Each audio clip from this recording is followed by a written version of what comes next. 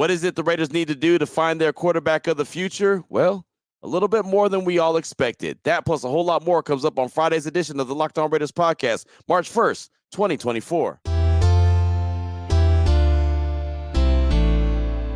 Just win. Just win. Just win. Just win. The autumn wind is a raider, pillaging just for fun. He'll knock you round and upside down and laugh when he's conquered and won.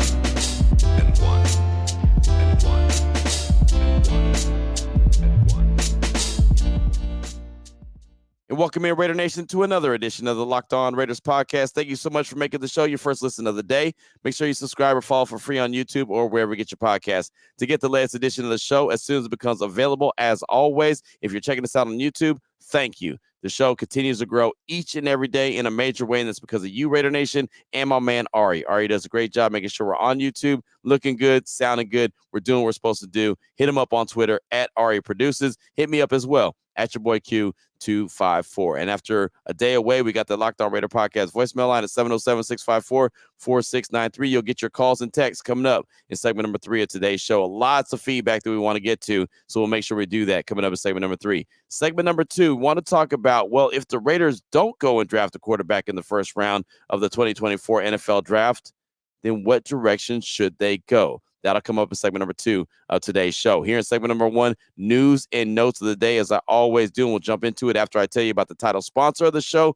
which is FanDuel. Make every moment more. Right now, new customers get $150 in bonus bets with any winning $5 bet. That's $150 if your bet wins. Visit FanDuel.com/lockedon to get started today. And off top, when I arrived at the Indiana Convention Center, the site of Radio Row, Media Row, whatever you want to call it, on Thursday, I got there bright and early. I got there super early. And it's funny because I leave late. I'm the last guy to leave the convention center each and every day as I've been here for the scouting combine. And I try to arrive back as soon as possible. I want to be the first guy there so everyone sees me when they walk in. And of course, I meet and greet with a lot of people and have an opportunity to go ahead and jump on it and start putting the next day's show together. So as I'm sitting there around 7-something in the morning on Thursday, a guy that I respect a lot, who covers the NFL like a glove, covers the NFL draft like a glove, says, Q, what is Antonio Pierce going to do at the quarterback position? Is he rocking with Aiden O'Connell, or does he want to do other? And I said, I believe it's other. Now, he respects the hell out of Aiden O'Connell, and you heard that on Thursday's show when you heard the intimate and really private conversation with Antonio Pierce. It was only 5 or 6 of us that were there, and he had some glowing remarks to say about Aiden O'Connell. But I think he realizes, as he said in that conversation, that Aiden O'Connell's going to get some competition. He needs competition. And so whoever is going to be the starting quarterback in 2024 is going to have to battle it out and win that job. So I said, I think it's going to be somebody else, but Aiden O'Connell could be a really good backup. And they said, well, Jayden Daniels obviously has the connections. I know Raider Nation is talking about Jayden Daniels. I said, yeah, that's a no-brainer. They said, Q, for the Raiders to get Jayden Daniels in the 2024 NFL draft, they're going to have to get up to number 2. I said, number 2? We've been thinking number 3. He said, Q, they're going to have to get up to number 2. He said, Caleb Williams to the Bears at number 1, done. Justin Fields is going to go to the Atlanta Falcons. They're going to make the trade, and they're going to have their quarterback. And then it comes down to Washington and New England, 2 and 3 respectfully. What are they going to do? He said, Q, I'm telling you right now, if the Raiders want Jayden Daniels, they don't need to trade up to 3. They need to trade up to 2. If they trade up to 3, there's a great chance they won't get their guy. And the thing about it is, and I've heard a lot of, kind of conversation back and forth about the Raiders and also about Jayden Daniels, right? And the fact that, Dan Orlovsky of ESPN said if he was the Bears and he had the number 1 overall pick, he'd actually pick Jayden Daniels. So this week here at the Combine, that conversation, he's building up steam, right? Jayden Daniels is creating a lot of buzz for himself. When he gets into the interview process, a lot of teams kind of fall in love with him because he's got a great personality. Caleb Williams, we know that he's the guy that's been slotted in to be that number 1 overall pick for quite a long time. And I think he's going to be that guy. I really do. I think there's just kind of a little conversation right now, but there's no doubt I believe that Jayden Daniels could very easily be the number 2 overall pick as opposed to the number 3. So the Raiders might not have to move up from 13 to 3. They might actually have to move up to 2 from the 13th spot. So again, kind of having the parameters of what they had to do to go from 13 to 3, a pick swap in 2024, 13 and 2, and probably have to put a little something on it, maybe an extra third round pick, 2025, a first round pick and a third round pick, 2026, a first round pick and a third round pick, and maybe even Hunter Renfrow. And I throw in Hunter Renfrow because the radio station and my guy, Craig Hoffman, who's in Washington, covers the Commanders like a glove, actually had me on his radio show on Thursday from the convention center from Radio Row here at the Scouting Combine and said, Q, what would you be willing to give up to get that number 2 overall spot? And so I just rolled out what I just rolled out to you, Raider Nation. And he said, if you throw Hunter Renfrow in, it's a deal. Now, that doesn't mean that the Washington Commanders are cool with that, but somebody who covers the Commanders like a glove said he would be perfect because they need a slot receiver and the rest of the draft capital is perfect. If the Washington Commanders are not in love with the quarterback at number 2, he could see them making that happen. But again, that has the Raiders moving up from 13 to 2, not 3, but 2 to get their guy. So we'll see what happens, but that's the conversation that's going on here at the Scouting Combine in Indianapolis. Real quick, before we wrap up segment number 1 of today's Locked On Raiders podcast on, Wednesday, the NFLPA released its report card, the second annual report card that they have, just kind of basing all 32 teams, and they have a bunch of different categories and where did the teams rank in 2023. The Raiders were 3rd overall. 2024, well, actually, 2022, the Raiders were 3rd overall. In 2023/2024, they were actually 9th overall, 9th out of 32 teams. So here it is. Here's the breakdowns right here. Treatment of families, a C+ by the Silver and Black. Food and cafeteria, B+. Nutritionist and dietitian, A-. Locker room, A-. Training room, B+. Training staff, B. Weight room, A+. Strength coaches, A-. Team travel, C, which is kind of a shot at them. It's a little bit of a mark I didn't think that they're going to get. How about this? Head coach, D. And then ownership, B+. So team travel, head coach, obviously those weren't the kind of grades that the Raiders were hoping to get, but being 9th out of 32 is not too bad. And Josh McDaniels, well, we all know that he was a guy that was going to get a low grade. I'm actually surprised he got a D and not an F, but that's what it was. He got a D. It was going through the beginning of the season till basically November, and we all know that that's when Josh McDaniels got fired. So again, the Raiders gave him a D, ended up number 9 overall out of 32 teams. Not too bad because I actually saw teams get F-. I'm a guy that didn't do great in school. I never got an F-. That's a really bad score. Teams like Washington, teams like Kansas City in their locker room, they got F-. There was multiple teams that got F- for multiple conversations and categories. Really surprised by that. The Raiders did not get that. And again, they come out 9th. And that is a good kind of a measuring stick to players around the league about if they're looking at the Raiders in free agency, that, okay, maybe they'll go in that direction. And this is why all those categories, when they get the glowing reviews, that helps out in a major way. But that's what I got for you for segment number 1 of today's Locked On Raiders podcast, kind of news and notes collected here at the Scouting Combine in Indianapolis. So coming up with segment number 2, want to talk about if the Raiders don't go quarterback in round 1, what are they going to do? What position? What players do I have in mind? We'll talk about that coming up in segment number 2 of today's Locked On Raiders podcast. Before we get to that, though, I do want to tell you about the title sponsor of the show, which is FanDuel. NFL season is way behind us. It is all about the NBA. Get buckets with your first bet on FanDuel. It's America's #1 sportsbook. Right now, new customers get $150 in bonus bets with any winning $5 bet. That's $150 if your bet wins. It's just that simple. Bet on all your favorite NBA players and teams with quick bets, live same-game parlays, exclusive props, and a whole lot more. Just visit FanDuel.com/lockedon and shoot your shot. Again, like I always tell you, you're guaranteed to miss the shot that you don't take. FanDuel, the official sportsbook partner of the NBA.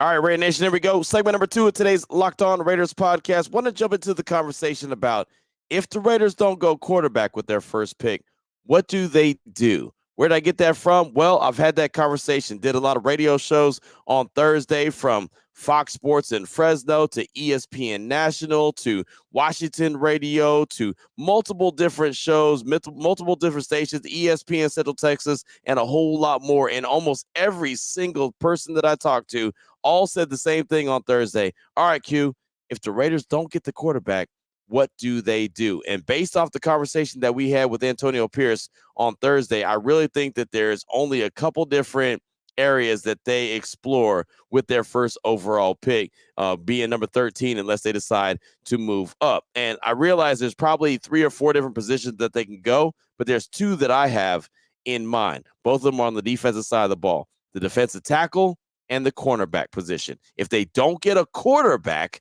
I can see them getting a cornerback or a defensive tackle. If it's a defensive tackle, I'm thinking Byron Murphy, the young man out of Texas. He's probably the best interior pass rusher since the Raiders had Darrell Russell. And I know that they had Darrell Russell. They had Chester McLaughlin. They've had Grady Jackson. They've had Tommy Kelly. They've had a few guys that can actually get to the quarterback from the interior, but he would be a guy that I believe is the most dominant guy since the ones I mentioned in Darrell Russell and also Chester McLaughlin. And not to mention, Antonio Pierce mentioned interior pass rush on Wednesday, and then you heard that on Thursday's show. Like, he knows to stop Patrick Mahomes, you have to stop him from being able to step up. Bilal Nichols did a fine job. Jenkins did a fine job. Others did fine jobs. Was it good enough?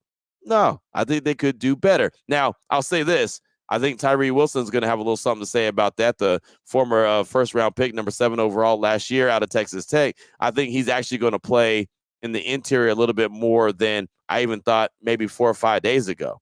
Right, I remember going into the combine week, someone had asked me about Tyree in the interior, and I was like, yeah, probably not yet.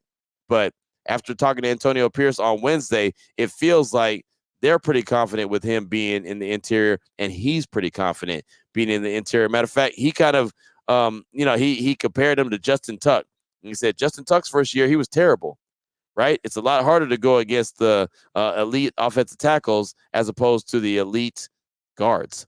And that's what Justin Tuck started to do when he was with the Giants. And that's what Tyree Wilson started to do with the Raiders at the end of last season. You started to see him come on. But I still think that Byron Murphy would be in play for the Raiders if they don't go get a quarterback and they stick at 13. I think he's a guy that would be available. He's a guy that told me he'd love to play alongside Max Crosby. He'd make his job that much easier. And then, of course, Malcolm Kuntz. And as I mentioned before, Tyree Wilson. So that's one case for Byron Murphy, and he blazed a nice 40. Not that it matters, but here at the Combine at Lucas Oil Stadium, as the first day of the drills got underway on Thursday, Byron Murphy looked really good. Tavondre Sweat out of UT is another guy that I kind of look at, but he's just a big mammoth of a man. He's not really going to get after the quarterback, but he will definitely stop the run. So that's kind of like an asterisk that I put on him. Now, the other position that I look up at, if the Raiders decide that they're not going to go quarterback, if they can't go get their guy, then I look at cornerback. Quinyon Mitchell out of Toledo. He made a name for himself at the Senior Bowl in Mobile, Alabama. And he told us on Thursday that, yeah, he went to the Senior Bowl with the intent to show that he can hang with the big dogs. His words, not mine. Right. And he was asked why he didn't go to a school where they, went up against the big dogs each and every year. And he said, hey, I didn't do good with my grades in high school. So football was taken away from me. I had to battle to get it back. And Toledo stuck by me. So I stuck by them. He said, I'm very loyal. If you're going to be loyal to me, I'll be loyal to you. Quinyon Mitchell, cornerback out of Toledo. He's the guy to look out for. Terrion Arnold, the cornerback out of Alabama. He's another guy to look out for. He told us that he went to the Combine to dominate.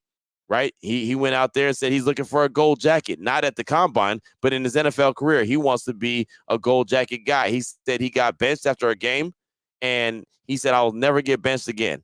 And he writes it down. He keeps it in his memory bank. And even though he got benched for a player that he's friends with, he writes it down and said, that's never going to happen to me again. So he's got some edge to him. So Terrion Arnold is another guy that I could see at the cornerback position the Raiders go after. And again, I'm talking about the cornerback position if the Raiders don't go quarterback, because AP brought up cornerbacks in the little meet and greet that we had with him, or a little conversation we had with him on Wednesday.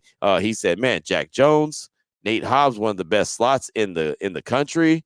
Now, if you can get one more guy to go across Jack Jones, man, now all of a sudden you've got an amazing defense. And he said, and there's guys to get it done. So I rolled it out already. Quinyon Mitchell out of Toledo, Terrion Arnold out of Alabama. Both guys, they sound like they could definitely be the part. They could definitely go and get it done. And I can see the Raiders go in that direction. Now, obviously, they can go offensive linemen as well. Right. And Tom Zalesko is a guy that wants to build through the trenches. I think AP wants to build through the trenches, defensive line and offensive line. But Tom Telesco could say, you know what, as he said before, that he thinks that, the offensive line needs a little bit of work. Now, I think that they're going to address the offensive line in free agency. I know that there's not a bunch of big-time names available, but I think he's got his eyes on some guys that could potentially help the Raiders in 2024 along that offensive line. And he told me that he's going to have to, and the Raiders are going to have to spend more money in free agency than he would like to. But at this stage of the game,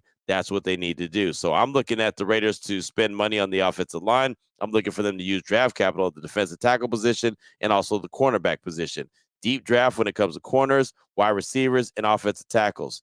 We'll see what happens. But that's kind of where I'm leaning when it comes to the silver and black. Coming up in segment number 3, your calls and text draft that Locked On Raider podcast voicemail line, 707-654-4693. We'll get to your calls and texts after I tell you about one of our great sponsors of the show, which is BetterHelp. And no matter what is going on in your life, sometimes you just need someone to talk to. It could be something small. It could be something big. Maybe you're having relationship problems. Maybe you're having work problems. Maybe you're just having problems. Or maybe you're not. Maybe you just need to talk something out that you feel like is on your chest and you need to get it off. That's okay. That is fine. BetterHelp is going to make you a better you. It's as simple as that.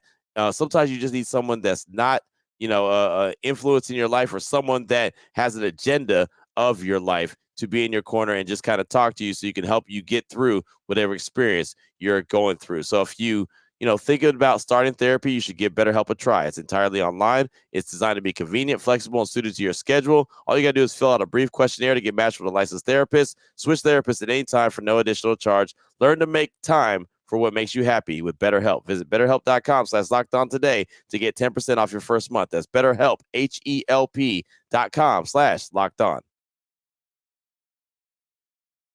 Here we go, Raider Nation. Segment number 3 of today's Locked On Raiders podcast. Your calls and text draft that Locked On Raider podcast voicemail line, 707-654-4693. Let's start things off with Raider Meatloaf.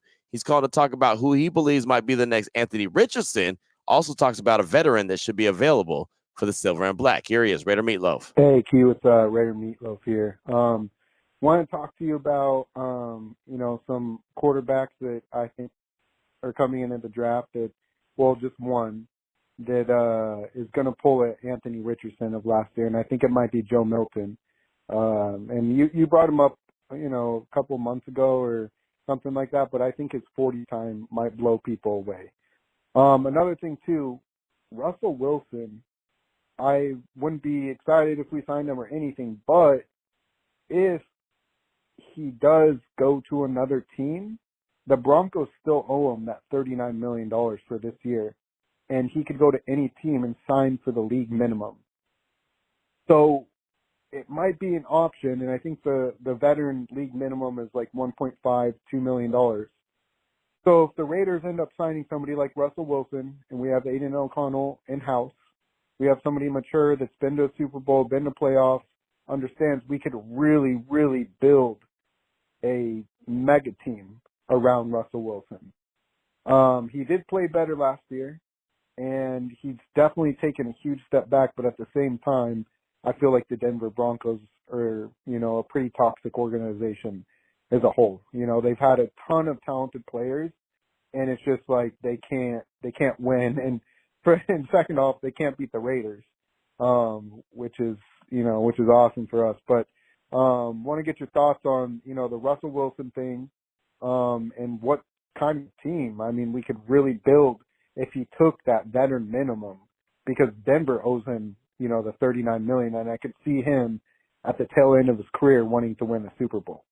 All right, man. Take care. Thank you for the call, my man. And yeah, I just don't see Joe Milton as a guy or that guy. I just don't. I think he's a hell of an athlete, not a good quarterback, not a great quarterback. He's a good quarterback, not a great one. He comes from that Josh Heupel system there at Tennessee, and that's the same situation that Hendon Hooker faced a year ago before he tore his ACL. I think Hendon Hooker was actually the better quarterback, but again, he tore his ACL. As far as Russell Wilson goes, he said he wants to win 2 Lombardis in 5 years. I don't see him being that guy for anyone that long. So maybe he sees something that we don't see. I just don't, again, see it coming.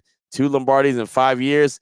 Yeah, I don't think the Raiders are that team, especially after Antonio Pierce said no more Band-Aids. And in my opinion, Russell Wilson is an absolute Band-Aid. Thanks so much for that call. Appreciate you. Got a text from Just Win Will. Pretty lengthy text. Says, Q, my guy, Just Win Will out the A16 here. So if AP is a go-getter and Jayden is our guy, giving up 3 firsts, etc., isn't actually that much draft capital if you think about it. If Jayden actually pans out for us, those first after this draft should be picks in the high 20s. So it's really not that bad in my opinion. I say we package this year's pick, number 12, 2025 first and third, 2026, and maybe a player, possibly Hunter, for the Bears' number 1 pick this year. This way we ensure we get our guy. Let me know what you think about that, Q. Also, Xaven Howard's a free agent. What do you think about him in the silver and black? Could you do some digging on that, please? Thanks for everything, Q. I appreciate everything you do for the nation. Side note, if Ice Cube is the president of the nation, I definitely think you should be the vice president of the speaker of the house or something. LOL, go Raiders. That's Just Win Will. Thanks for the text. I don't want to be in any kind of political house. I'm good. No, thank you. I'll just hang out, talk some Raiders football, be on the radio, do podcasts, and I'll be good to go. As far as Xavier Howard goes, and we'll kind of go backwards. He's a little bit older. He's had knee issues for a while. I'm actually good friends with him. Covered him while he was at Baylor. Of course, he went from Houston to Baylor to Miami. Talked to him when he was here in Vegas. And it's funny, he mistaked me for a guy that, he played with. He came up to me and said, "Hey, man, I played with you somewhere. Where was it?" I was like, "Yeah, I covered you at when you were at Baylor." He's like, "Oh, man, that's right. That's right. I thought I played with you somewhere." And I was, "Yeah, I'm 47. You definitely didn't play with me anywhere." But, Xavier Howard's a good dude. I just don't think that he would be right for the Raiders. I don't think that they need him. As far as the trading up to go get, Jayden Daniels, that's their guy. I think they should do everything, anything that they can, right? I mean, they can give up 3 first-round picks, right? You can't go any more than 3 years out. So 13 and, say 2, that would be a swap, right? And then you could do 2025, first and the third, 2026, first and the third, and Hunter Renfrow. Fine. I'd be good with that. They don't use Hunter anyway. Not that I want to get rid of Hunter, but they don't use him anyway. So, yeah, I'd be good with that. If they can get him up to number 2 and get him Jayden Daniels, I think all would be good. Thanks for that text. I do appreciate you. Up next, got a call from Jake from Massachusetts. He's calling to talk about Antonio Pierce after hearing what he had to say in our sit-down that we had with him, and you heard on the show here on Thursday. Here he is, Jake from Massachusetts. Thank you. This is Jake from Massachusetts. Just a quick little snippet about AP, man. Just listen to these press conferences or these interviews that you just had on your podcast. This dude fires me up, man. I don't know how anybody can't play this, man. I don't know how all the negative narratives out there. I know the news are a little slow this time of the year, but damn, this guy is just a straight up machine, man.